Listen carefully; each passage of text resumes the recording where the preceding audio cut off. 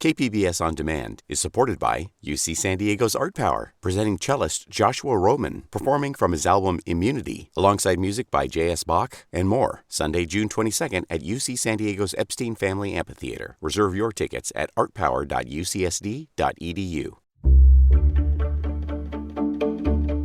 Good morning. I'm Annika Colbert. It's Saturday, August 21st. Bill Caballero on the KPBS Summer Music Series. That's next, but first, let's do some headlines.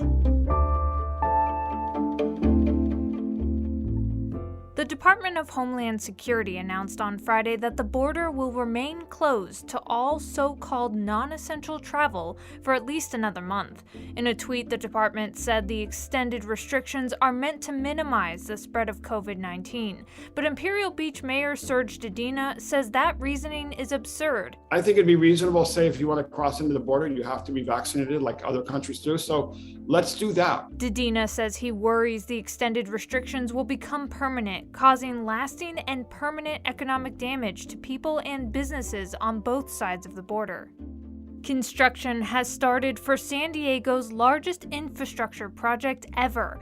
The Pure Water Project will dramatically reduce the need for imported water. Currently, up to 90% of our water is imported from the Colorado River and Northern California. Mayor Todd Gloria says this project will sustain the city's water needs for decades to come. We know now that Pure Water will provide nearly half of San Diego's drinking water supply by the year 2035. It'll use purification technology to clean recycled water to produce high-quality drinking water for the city. Another beach closure was issued on Friday for the ocean shoreline at the Tijuana Slough National Wildlife Refuge and Borderfield State Park due to sewage pollution. The closures include all beaches from the border to the south end of Seacoast Drive in Imperial Beach. The closures will remain in place until water samples improve to state health standards. From KPBS, you're listening to San Diego News Now. Stay with me for some San Diego music. KPBS On Demand is supported by Splatero, helping homeowners pay off debt by offering streamlined access to your home's equity with no additional monthly payments or new debt. Splatero provides a lump sum of payment in exchange for a share of your home's future value. Pre-qualification is available at splatero.com. And what would a KPBS Summer Music Series be without Latin jazz? In this installment, we welcome a musician who's been making Barrio Logan move to the music for over 17 years. Trumpet player Bill Caballero hosts his Latin Jazz Jam every week, and people from all over San Diego come to enjoy the live music in Barrio Logan. Every performance is unique, with an endless roster of musicians, both seasoned and beginners alike, performing together on the same stage. And it's with this welcoming approach that Bill Caballero created a space for the community that is built to last, a place for people of all ages to gather in Barrio Logan and experience the joy of music. Bill Caballero joined KPBS Midday Edition host Maureen Kavanaugh, but first, let's begin with his performance of La Bruja.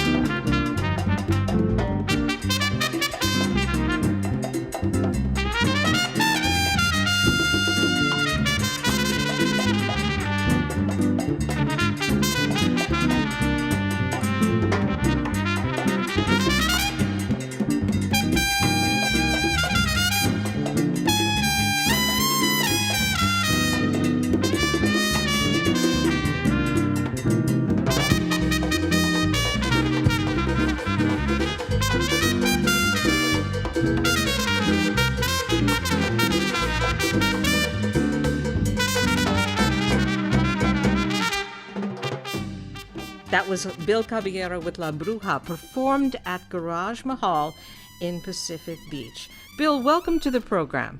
Thank you. And can you tell us the other musicians who played with you on that piece? Yes, on guitar I had Ignacio Arango. On bass I had Omar Lopez. Timbal I had Giancarlo Anderson. And on congas I had David Castañeda. Now, as I said, every Thursday is your Latin Jazz Jam in Barrio Logan. Can you tell us, what is it all about? What can people expect when they go there? For me, on my end, is smiling faces. Everybody's just happy at the jam. They can expect to see some seasoned musicians, and then they're very supportive of the not so seasoned musicians. Every jam's different. I never know what's going to happen and how it's going to be, but in the end, it's always pretty cool. How did this begin, and how have you kept it going? It began with Brent Beltran, a good friend of mine, hounding me for a year to start it. And I didn't want to do it because jam sessions have a tendency to have a short shelf life. People get all excited, and then 3 weeks later, if it's not packed, they close it down. And I knew that if I did it, I was going to be committed to it because I didn't want to quit. So I just didn't want to commit to that. And he finally talked me into it. And 18 years later, I'm still doing it just out of stubbornness. You let players of all skills, they get up on the stage with you. That's really unusual. Why do you do that? Because my jam is inclusive, not exclusive. At my jam, I feel that it's one place where everybody's equal, no matter how good or how bad you are. Like my teacher in college told me, everybody's got their voice. So I just enjoy it, everybody gets up and for instance, Omar Lopez, who played bass, he was attending my jam when he was just a kid, freshman at San Diego State. Those guys come back and they go, thanks for letting me sit in. Thanks for letting me, start learning the ropes and all that stuff. And it comes back to pay me back. Omar plays with the Whalers, he doesn't have to play with me. And I'm very lucky to have him play it. And right on down the line, all the various musicians I use, I just like the fraternity, the brotherhood, if you will, of musicians hanging out. Yeah, but is it difficult to perform with beginners? I mean, how do you keep the music enjoyable for the audience? Very good question. Very good question. That's very important to me as well. I use a veteran band every time. So the house band, they're not beginners. They know what they're doing. So they provide support to the ones that don't know what they're doing so much. I do, a little bit of directing and stuff like that, but pretty much having the veteranos in the house band is what gets me through with whoever sits in. Now, a lot of musicians spend time releasing albums, they're promoting their work, but your focus exclusively is on live music and performing. Why is that? Because the tape don't lie. I don't know, to be honest with you, because I do make a living at this. Not a great living, but I'm doing what I want to do. And I just don't like the business side of it, really. And your song, Funky River, was recorded by San Diego band Surefire Soul Ensemble on an album that won a San Diego Music Award. Can you tell us about that, Bill? Yes, it was my Lee Morgan days. The song, if you ever listen to Lee Morgan, you'll hear Lee Morgan in that song. And the guys liked it, and we recorded it. Let's hear Funky River by Bill Caballero, recorded by Surefire Soul Ensemble.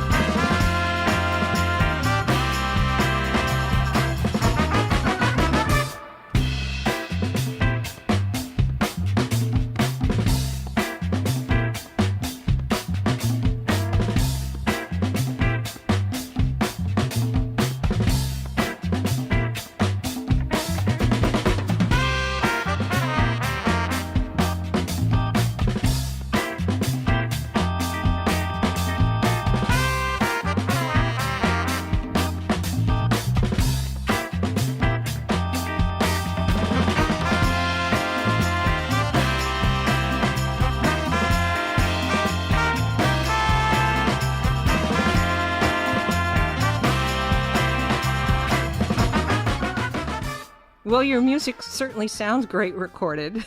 So I'm wondering, what is it about the live show that you love so much? The interaction. As a matter of fact, if at all possible, like when I used to play at Border X and various other places, I like the band's proximity to be as close to the people as possible.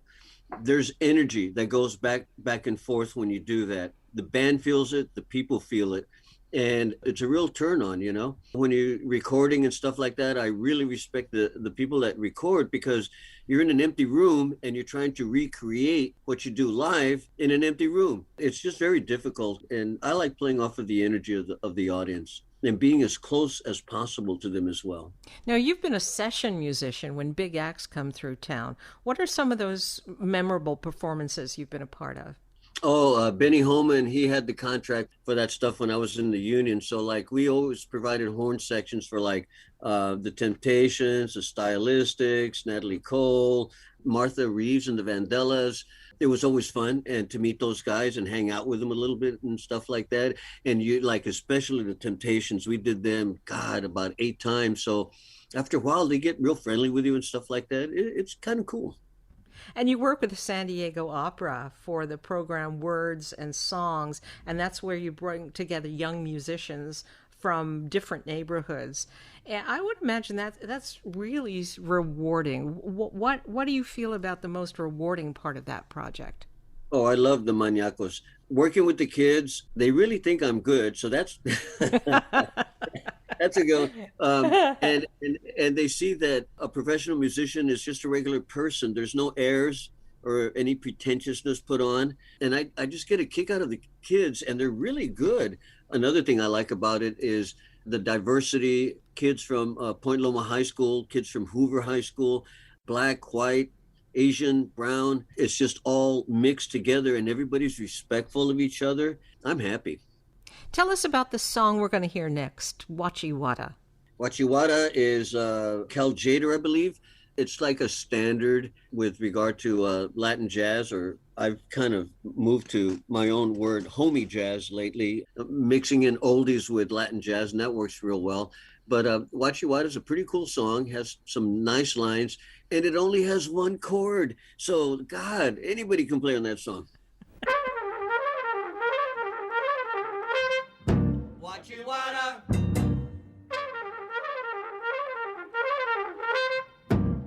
Wachiwata.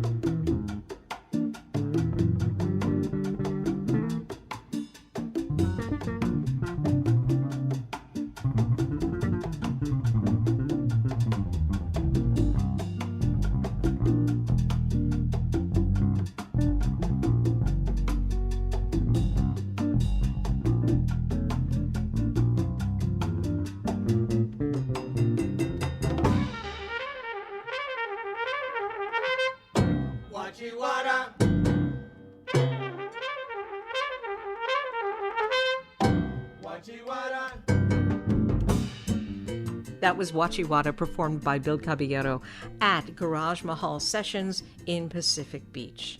We're going to hear one more song, Harvest Moon. We're going to go out on it, performed by Bill Caballero. What is it about this song that makes it one of your fan favorites? It's kind of a Latinized version of a song that people didn't see coming. You know, they're like listening to going, oh my God, that's Harvest Moon. They're doing Harvest Moon. And what do you call it? I like that. It's kind of like a little surprise song. And to be truthful with you, I'm going to probably start doing more of that, taking songs that are kind of popish and Latinizing them. Bill, thanks so much. It was great talking to you. Thank you. I appreciate it.